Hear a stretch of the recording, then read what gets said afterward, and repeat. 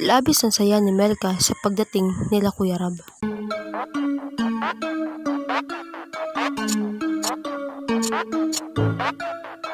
Suki Deso. Natagalan bago makabalik sila Kuya Rab kila Melka dahil na rin sa busy ang schedule nito. Siyempre, kasama ni Kuya Rab ang mga K-boys.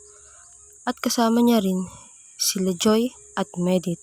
At siyempre, naroon din si Lolo at hinahanapan na sila ng mga duet na kanta ng mga fans o viewers.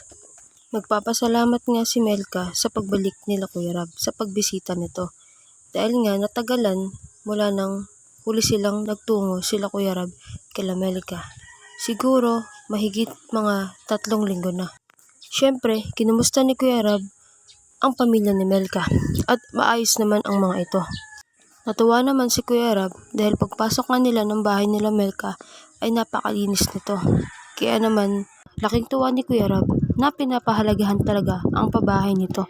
At syempre, hindi mawawala ang Team Lolo, lalo na ang kanilang pagkanta dahil hinahanap-hanap ito ng mga viewers at namimiss na nila iyon. Syempre, namimiss din ng dalawa ang isa't isa, lalo na ang kanilang pagkanta at paggigitara. Bago nga magkantahan si Melka at Lolo, ay kumanta ulit si Melka ng paborito niyang kinakanta, ang Kay Buti-Buti Mo, Panginoon. Dahil para sa kanya, ang lahat ng natatanggap niya sa buhay niya ngayon ay dahil sa Panginoon.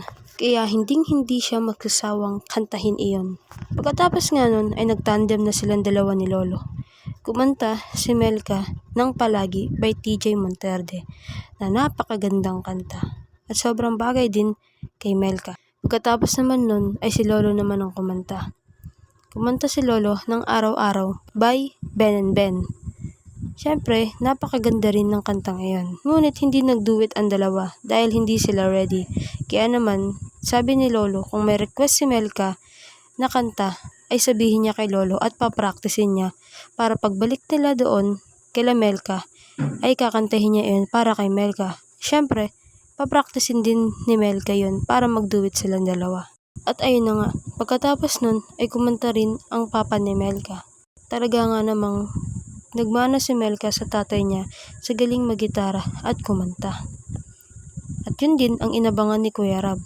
Nung sinabi ng tatay ni Melka na kakanta din siya, ay natuwa si Kuya Rab. At yun daw talaga ang inihintay niya at gustong-gusto niya na gawin ng tatay ni Melka, ang kumanta.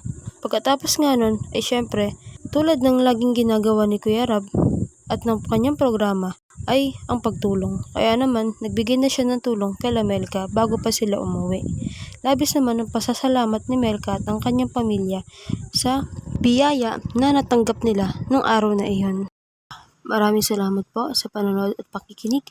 Please do not forget to like, leave a comment, share, and subscribe po sa aking munting YouTube channel. Maraming salamat po. God bless us all.